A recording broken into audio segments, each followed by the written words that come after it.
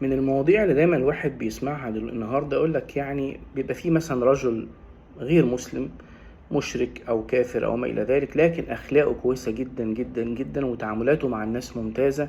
فيقول لك يا اخي ازاي ده يخش النار؟ في حاجه اكيد غلط، مش مظبوطه في الموضوع.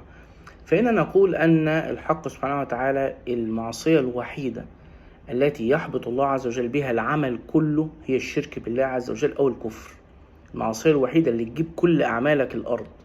فالكافر أو المشرك لو هو إنسان بيعمل الخيرات وإنسان أخلاقه كويسة لكن لا يعبد الحق سبحانه وتعالى، ياخد الثواب ده في الدنيا، يعني يكون كويس في الدنيا، الناس بتحبه، ربنا يبارك له في الدنيا، إنما في الآخرة ليس له من نصيب. وده طبعا مش كلامي، ده كلام الحق سبحانه وتعالى الذي قال في القرآن الكريم: وقدمنا إلى ما عملوا من عمل فجعلناه هباء منثورا.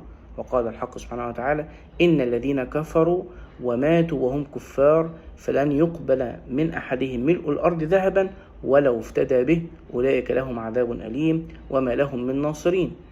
وفي سورة الأنعام اللي هي العلماء سموها سورة التوحيد، في الصفحة 138 لو أنت فتحت المصحف المدني هتلاقي صفحة كاملة ربنا سبحانه وتعالى ذكر فيها 18 نبي ورسول بأسمائهم، وقال إن هو فضلهم عن العالمين وإنه أرسلهم وإنهم من الصالحين.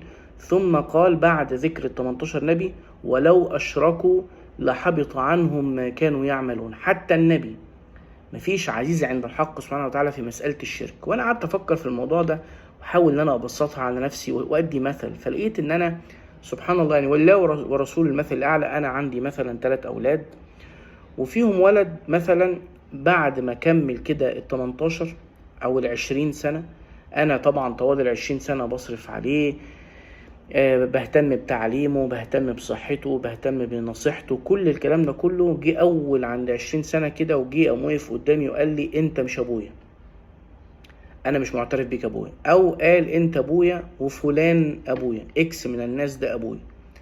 فأنا طبعا بعد كده قلت له: اطلع بره البيت، مش عايز أعرفك.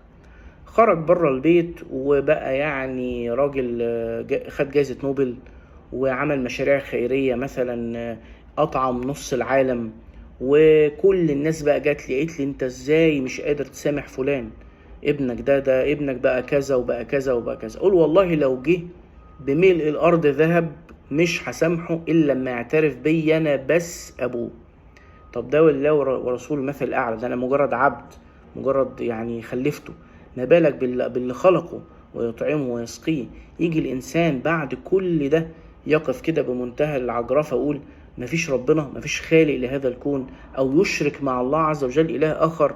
يجي كده اما يرفع ايده يدعي لربنا ويدعي لحد تاني، او انه لو عايز يذبح لربنا او يذبح لحد تاني، او انه عايز يتصدق لربنا ولحد تاني. فعشان كده اعظم ما قال النبي صلى الله عليه وسلم والانبياء من قبله: لا اله الا الله.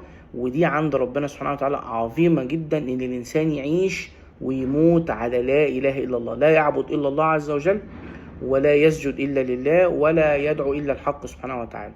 والعلماء قالوا إن بالإجماع أن الكافر أو المشرك لو مات على ذلك حبط عنه عمله، وطبعا لا يجازى أي شيء في الآخرة، ليس له في الآخرة من نصيب.